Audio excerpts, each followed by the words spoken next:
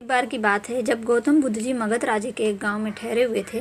गांव से थोड़ा बाहर एक मोची अपने परिवार के साथ रहता था। उस मोची के घर के पास एक तालाब था।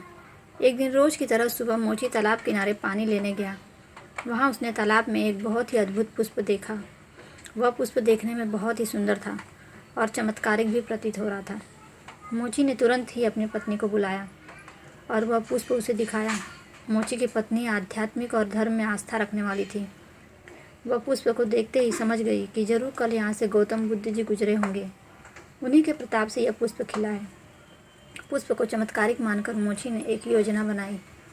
उसने अपनी योजना के बारे में पत्नी को बताया कि वह इस पुष्प को राजा को देगा और उसने खूब सारी स्वर्ण मुद्राएं लेगा। उसकी पत्नी ने भी सोचा कि यह पुष्प उनके किसी काम का नहीं है, इसे राजा को ही दे दो, कम से कम कुछ कमाई तो होगी। पत्नी की सहमति के बाद मोची राजमहल की ओर निकल गया। राजमहल के रास्ते में उसे एक व्यापारी मिलता है। मोची के हाथ में पुष्प देखकर वह रुक जाता है। वह मोची से पूछता है कि भाई, ये पुष्प लेकर कहाँ जा रहे हो? मोची कहता है कि मैं यह पुष्प लेकर राजा के पास जा रहा हूँ। इसे राजा को भेंट करके मैं राजा से मुँह मांगा इनाम लूँगा। व्यापारी ने मोची को प्रस्ताव दिया कि तुम ये पुष्प मुझे दे दो, बदले में मैं तुम्हें 100 स्वर्ण मुद्राएं दूंगा। मोची सोच में पड़ गया। उसने सोचा कि जब व्यापारी इस पुष्प के लिए 100 स्वर्ण मुद्राएं दे रहा है तो राजा तो और ज़्यादा देगा। यही सोचते हुए उसने व्यापारी को पुष्प देने से मना कर दिया।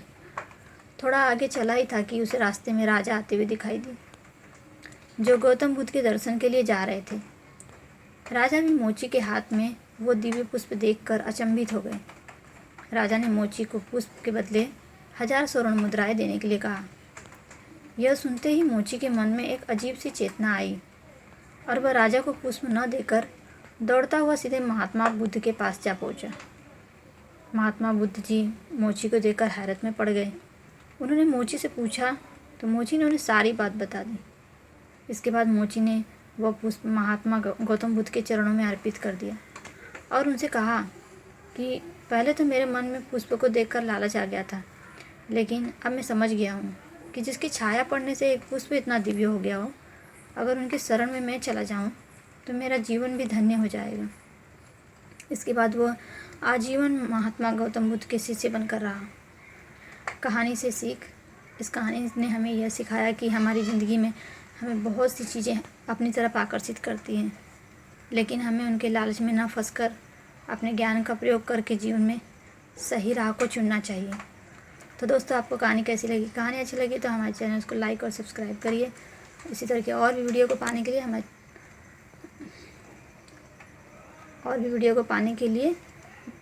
हमारे चैनल को लाइक और सब्सक्राइब करिए। धन्यवाद।